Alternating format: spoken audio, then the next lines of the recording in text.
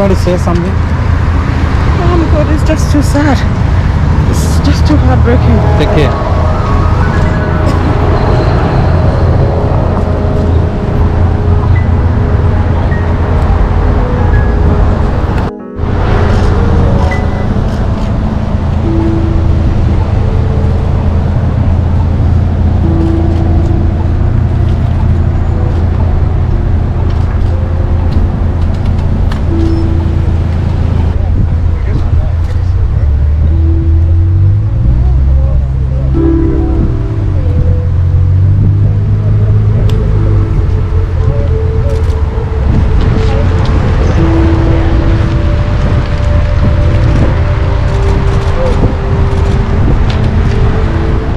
Hello all.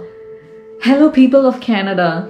I'm a resident of London, Ontario, where an unfortunate incident happened on Sunday, where the members of the family were attacked, like targeted by a man, and they were targeted just because they belonged to a particular community, and four of them like passed away in that unfortunate incident, and the survivor, a 9-year-old boy, is still in the hospital. And I'm actually a person of no particular importance to anyone, but why I made this video was just I thought it's if it's not now, then when? Because I have a son, I have a family living in London, and I thought, the things that came to my mind when I was with my son outside and he was sitting in the stroller. I saw a car coming, passing, and I was thinking, what if he decides to run over, us? It might have been a normal day for them, going out for the evening for a walk. They had plans for the next day. They had plans for the whole life. They had plans for their children. They had plans of having a dinner together. Came to know from the news that the male member was a physiotherapist, and his wife was doing a PhD in civil engineering, I assume. So they were helping the community. They were helping us. So they were doing something. So it actually doesn't have anything to do with what they do or what they earn for a living or what their occupation is. Everything just came to a point which community they belonged to. They belonged to a Muslim community, and that's why they were targeted. It's unfortunate that hate crime is on its rise in Canada, where people are so friendly. It's even very hard to believe that things are happening like this. Out of my personal experience, I have many good friends, great friends. Valerie, if you're listening to this or if you're watching this, in Canada, and we are always ever grateful for what they did to us. And in out of 100%, I would say a 10% of the population still believes that immigrants or people belonging to a particular community pose a threat to their existence. It's not just Muslims, maybe whichever community. I personally, I don't have any connection to the family. They are not my relatives. They are not my friends. Do I know them in any way? No. I just came to know about them from the news as you did. And so what is common in between us is humanity. Or I just have one thought that came to my mind was they were humans. They were not supposed to die in the manner that they did. Just because a man thought, okay, it's, let me kill them, and he just did it. And I believe that the government of Canada is doing everything possible to give justice to the family. As a person who resides in this beautiful country, I wanted to share something with you all. in my, like, I'm an immigrant myself, and I hail from the country of India, and I have had my instances of where I had to face racial discrimination as well.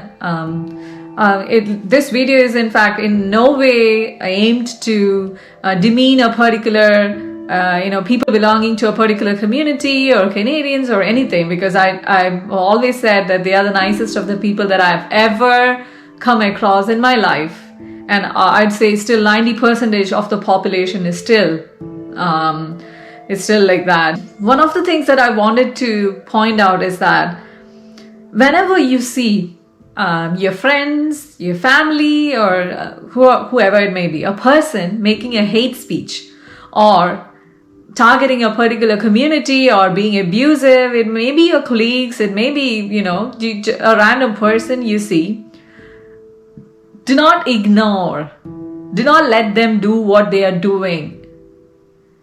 Report it. If it happens at your workplace, report to your supervisor. If it's happening at home, whatever, report to the police. Or if you know the person and you're in close terms, you could talk to the person, talk the person out of it. Or if it's your children, listening to the hate speech, they start, it becomes rooted in their mind that this community or a particular group of people are a threat to our existence and we should always be mean to them. And that's when bullying happens at schools, right? Because the thought becomes rooted in their mind that yes, we have to be mean to them. That's how it should be. But no, that's not how it should be. My personal experience, when the family of a client talked to my face like, why are you in this country? Why are you in Canada? Why are you not being paid in your country? Were you jobless? I was taken aback because it was my first ever experience of facing something like this. I didn't even know what a racial discrimination is. I felt hurt, not by what she said. I felt hurt because my colleagues were present and they were listening to it, and they didn't stop her. They didn't say a word. They didn't take my side. They didn't say it is inappropriate that you're making a comment. The only thing she said was, she is like that.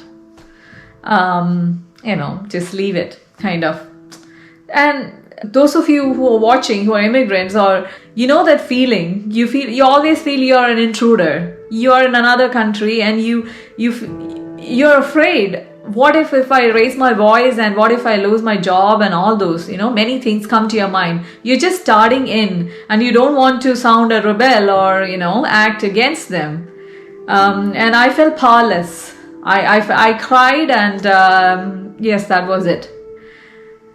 So what happens is when you ignore stuffs like this, is the person gets the freedom, or the person gets the belief that it is okay. It is okay to abuse people. It is okay to target a particular community. It is okay to spread hate speech.